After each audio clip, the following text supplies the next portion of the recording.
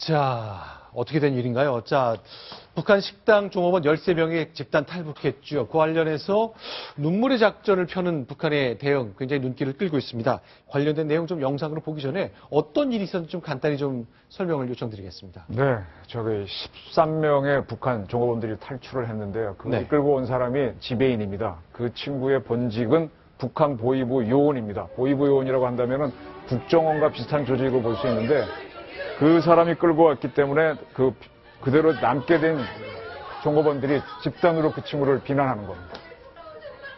네.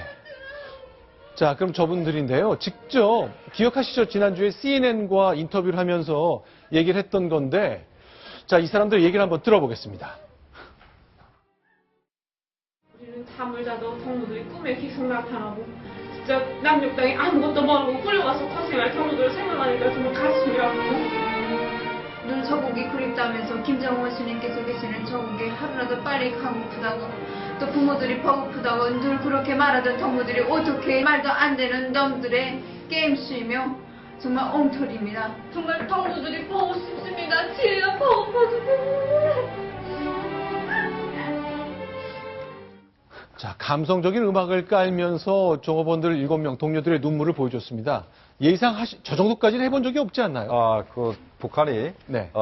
지금 현재 뉴스거리가 안 돼서 그랬지. 지금까지 끊임없이 해왔는 것이, 과거에 김만철 씨 가족이 탈북했을 따뜻한 때도. 남쪽 나라를 향해 왔었을 네. 때. 그 양반 가족이 탈북했을 때도 북한에 남은 가족과 네. 딸을 내세워가지고 저런 방송도 많이 하고 영상을 막 틀고 그랬습니다. 그렇기 때문에 네. 새로운 건 아닙니다만은 저 사람들 현재 말 중에서 정말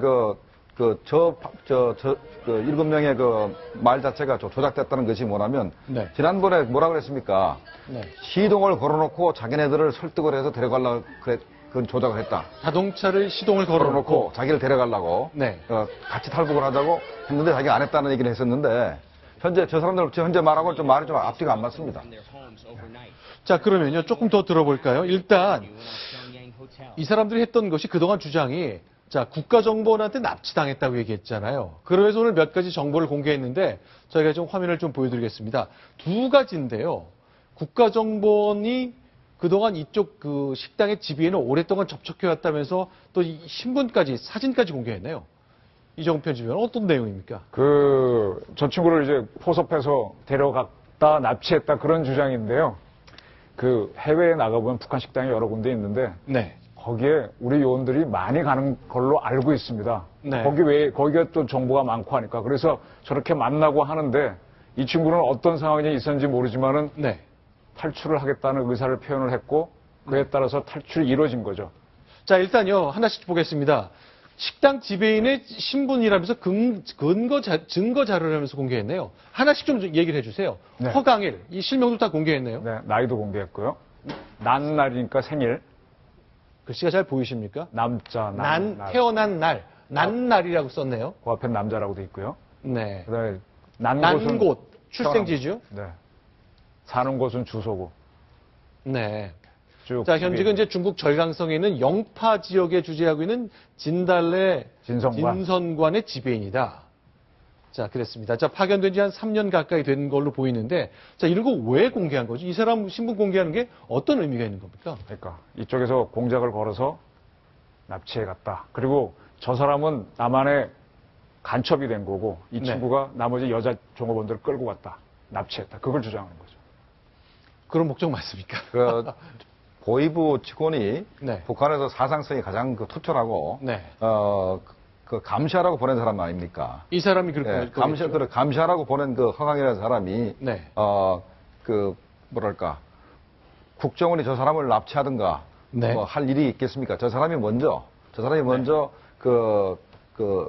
12명의 여종업원을 갖다 설득을 하고, 우리 13명이 탈북을 할 테니까, 우리 좀 도와달라라고 네. 아마 상해 총영사관에 부탁을 했을 겁니다. 그래서 그때부터 탈북을 돕고 하고, 그러니까 주가 북한의 식당 종업원들이고, 종이 국정원에서 도와준 것이지, 현재 북한은 정반대로 얘기하고 있는 것입니다. 지금 저거를요, 증오심 키우기로도 봐야 됩니다. 저렇게 네. 되면은 저 지배인 가족에 대해서는 어떤 게 내려가겠죠. 그 다음에 지금에 있었던 13명의 종업원 탈북, 그다음에 북한 해외 정찰총국의 대자 탈북을 쭉 보게 되면요. 그다음에 또 총정치국에서도 탈북한 사람이 있습니다. 그래서 그런 게 쭉 우리가 공개를 하고 있는데 그렇게 되면은 북한의 정보 책임자들이 굉장히 당합니다.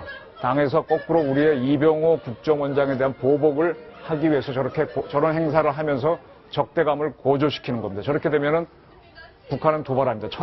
천안함도 우리가 대청해전 때 북한이 상당히 얻어맞았죠. 그래서 거기서 어떤 준비를 해서 천안함을 한 의미도 있는데 아마 저런 것들은 도발을 하기 위한 준비로도 보셔야 될 겁니다. 제가 하나만 추가하겠는데요. 네. 저런 이제 종업원들의 우는 모습이 네. 북한 내부에 조선중앙TV는 절대 안 나온다는 겁니다. 아, 안 나옵니까? 네, 현재 북한 내부에는 전혀 방송이 안 됐습니다. 네. 그건 전부 다 바깥에 나간 조선의 오들이나 우리 민지끼리 이런 방송을 통해서만 나오지 북한 내부는 전혀 선파가 안 돼가지고 네. 북한 주민들은 13명이나 되는 그런 북한의 해외 식당 종업원들이 탈북했다고 전혀 모르고 있는 겁니다. 자, 하나 더 보겠습니다. 이렇게 이제 나온 보이부 소속의 지배인이 있는데 당성도 가장 강했는데 좀 뿌옇게 보이겠습니다만 중국에서 국제 손전화니까 휴대전화로 괴뢰 전화번호 땡땡땡땡과 통화한 기록이 있다면서 우리 국가정보원과 통화한 기록이 쭉 나오네요. 나오죠. 8 며칠에 총 8차례. 그리고 괴뢰- 4월 5일에 총 7회. 괴뢰 전화번호 보게 되면 008이 나가죠. 네. 008이는 한국 번호잖아요. 008이 한국의 국가번호고 010. 010에 뭐 어떻게 나오는 네. 휴대전화 번호가 나옵니다. 2014에 그러면요. 이런 거는 어떤 의미로 공개한 겁니까? 이렇게 우리가 다 파악하고 있다 그런가요? 북한은 어떻게 이런 걸 갖고 있을 수 그러니까 저게 저도 지금 정확히 모르겠네요. 저거는 네. 저 전화를 북한이 입수를 했으니까 아마 기록이 남은 것 같아요. 네. 정확히 배정은 모르겠습니다만은 네. 저렇게 구체적 데이터를 자꾸 내놓는 것은 자기들 주장이 맞다는 것을 신빙성을 부여하기 위한 것입니다. 아까 네. 허모 씨의 허강일 씨. 허강일 씨의 그런 신분증하고 이런 구체적 데이터를 내는 것은 이렇게 우리가 파악을 해봤는데 네. 국정원이 몰래 자기네 종업원들을 납치했기 때문에 네. 반드시 되돌려줘야 되고 또 그 사람들이 반드시 가족들하고 만나야 된다라는 주장을 좀 하고 있는 것입니다. 자, 그래서 역시 예상했던 대로 7명의 종업원들은 자기들의 지배인을 비판하고 욕을 합니다. 그 얘기도 한번 들어보겠습니다. 그놈은 자기가 화가 나면 자제를 못하고 막 죽이 같다고 하면서 칼까지 가지고 나서 죽이 같다고 하는 정말 인간의 탈을 쓴 그 쓰레기 같은 자식입니다. 이 같은 것도 사람 새끼냐? 자기 부모들과 딸들을 다 갈라놓고 갑자기 짐승듯이 자식 낙찰하게 막 가만두지 거죠. 자, 그러니까 네. 네, 저기에서요, 여직원들이 탈북한 거는 북한은 큰 데미지가 없어요. 네. 근데 저 보위부원이 온 거는 타격이 큽니다. 네. 우리 지금 국가정보원에 상당히 중요한 인물이 넘어가면요, 네. 정보 많이 넘어갑니다. 그래서 지금 저렇게 지금 저 사람한테 계속 적개심을 불어넣고 있는 겁니다. 김정국 교수님. 네. 그럼 이제 보이부 사람이 이제 저렇게 우리 귀순을 했던 거죠. 탈북했으니까. 그분한테 대체로 어떤 얘기들을 들을 수 있는 겁니까? 일단은 현재 우리가 보위부 조직을 최근에 개편된 것을 잘 모릅니다. 네. 모르고 그러니까 조직 전체를 파악할 수 있고 그 중요한 인물들을 다 파악할 수 있고 그다음에 보위부가 최근 들어서 우리 이 탈북자를 통해서 우리 국내에 많은 간첩을 보냈습니다. 네. 저 친구를 통해서 국내에 들어와 있는 탈북자 위장을 간첩도 우리 파악할 수도 있는 것이고. 아, 난 탈북자요. 자유의 품에 들어오겠습니다라고 주장했지만 실제는 간첩인 사람이 있을 수 있잖아요. 있습니다. 지금까지도 최근에 근래 10년 내에 잡힌 간첩의 90%가 대부분 다 탈북자로 위장했습니다. 네. 그렇기 때문에 아마 상당한 정보가 나올 거로 생각이 됩니다. 그렇기 때문에 더 북한으로서는 뼈 아픈 걸 텐데요. 자, 일단 어저께 이후에 이제 북한에서는 계속 우리 체제와 우리 사회를 비판하는 것들을 내놓고 있습니다. 자, 대통령 향한 것도 있고 다양한 것들이 있는데 그 얘기 좀 마무리한 차원에서 또 보겠습니다. 머리 위에 죽음의 유황불을 들시워야 한다. 우리의 고운 딸들을 악마의 서굴로 끌고 간 집단 탈북 사건을 총지휘한 괴뢰 정보원장 이병호를 민족의 이름으로 능지처참시켜야 한다. 우리의 경고를 무시한다면 복수전이 무자비한 방법으로 강도 높이 벌어지게 될 것이다. 이병호 국가정보원장을 많이 비판한 걸 보니까 많이 아팠던 모양이에요. 많이 아플 겁니다. 저는 지난번에 해외 총국의 누굽니까? 정찰총국의 대자 사건을 제 블로그에 쓰면서 네. 이병호는 북한 국정원장인 김원웅의 눈을 찔렀다고 제목을 달았거든요. 네. 그랬더니 그 블로그에 북한 친구들이 엄청난 댓글을 달아줬는데 네. 문장을 대충 보면 북한 줄 압니다. 네. 굉장히 팔팔 뛸 겁니다. 그래서 우리 이병호 원장에 대해서 테러할 가능성도 있고요. 네. 참고로 뭐 중국이나 이런 데 가시는 우리 국민들 조심하십시오, 진짜. 네. 거꾸로 잡혀갑니다.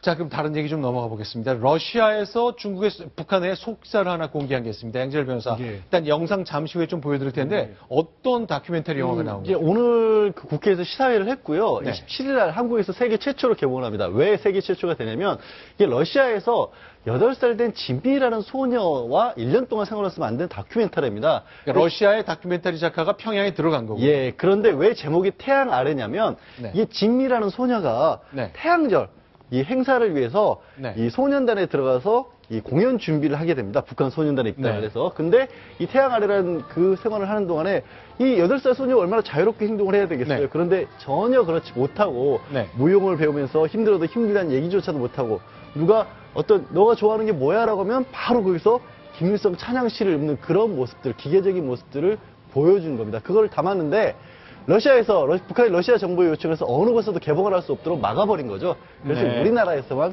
세계 최초로 개봉을 하게 됩니다. 자, 이 러시아 감독 얘기는요, 거대한 세트장 같았다. 북한 체제를 이렇게 묘사했습니다. 먼저 그 태양 아래라는 제목의 이 다큐멘터리 영화 있는데요. 그 모습의 일부를 지금 보고 계십니다. 우리나라에서는 태양의 후예가 인기를 끌었는데 저쪽에서는 태양 아래가 나왔네요. 자, 네.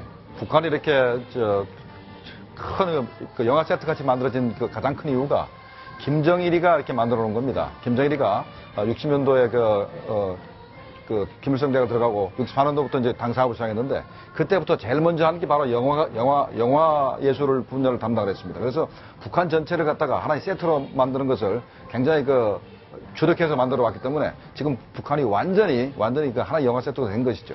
근데 지금 감독이 밝힌 바로는 저기 잠깐 나오는 장면들 있지 않습니까? 가정 장면 이런 것들이 다 가짜 세트라는 거예요. 왜냐하면 아, 잠깐만요. 저런 건 진짜 아닌가요? 저런 건 진짜일 텐데 그 중간에 아파트 생활하는 모습 같은 게 나옵니다. 저 장면 같은 예, 게 예. 저런 모습들이 안에 세트가 다 가짜인 게 이게 왜 가짜죠? 원래- 생활하는 집 아니에요? 원래 감독이 5명의 소녀를 데려다가 후보로 받고 진미를 골랐는데 네. 진미한테 들었던 얘기와 딱 촬영을 하기 위해서 딱 들었더니 부모도 바뀌어 있고요. 아파트도 새 거고 안에 가구들이 손 한 번 타지 않은 다 완전히 처음 만들어진 것들이었답니다. 그래서 이게 내가 다큐멘터리를 찍는 게 아니라 만들어진 영화를 찍고 있구나라는 소회를 밝혔습니다. 아, 그러니까 지금 저렇게 진미라는 아이가 부모와 식사하는 장면이 나오는데 저 뒤에 실제 가구 부모가 같은 거 있지 아니라는 않습니까? 거죠. 아니라는 겁니다. 그 전부 다 바뀌어 있습니다. 진미한테 들었던 얘기가 있었을 거 아닙니까? 그런데 영화를 촬영하고 북한의 허락을 받고 들어갔더니 전부 다 바뀌어 있었다는 거죠. 지금 나오는 게 감독의 모습입니다. 그러니까 북한은 말이죠. 외국 사람이 들어올 수 있는 기간을 정해가지고 만약에 4월 15일 이렇게 김일성 생일 행사가 있으면은 네. 그때 전후해서 며칠. 그다음에 또 한동안에 또 외국 사람 못 들어오게 하다가 또 그다음에 이제 일정 기간을 줘가지고 북한 주민들한테 외국 사람 들어올 때는 네. 깨끗한 옷을 입고 하나밖에 없는 양복을 입고 넥타이를 메고 나오라. 그다음에 양말 안 신는 사람 댕기지 말라. 이렇게 지시를 해가지고 하나의 평양 시내 자체도 하나의 세트로 만들어서 네. 외국 사람한테 이거 보여주고 있는 겁니다. 그런데 궁금한 게요. 그러면 저렇게 저 러시아의 그 다큐멘터리 작가거든요. 저희가 오늘 오후에 있었던 기자회견 장면도 저희가 잠시 후에 보여드릴 텐데 화면을 좀 보여주시죠. 그런데 저렇게 다큐멘터리 작가가 저 촬영하는 걸 다 북한 당국이 동의했을 텐데 왜 방영을 못하게 막는 거죠? 자, 그걸 잘 보셔야 됩니다.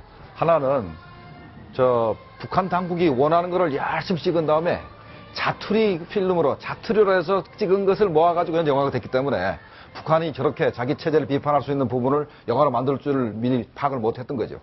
네, 자 지금 보이는 부분이 이 감독이 러시아의 다큐멘터리 감독인 거죠. 네, 오늘 오후 프레스센터에서 했었던 기자회견 모습입니다. 어떤 얘기를 하는지 좀 들어볼까요?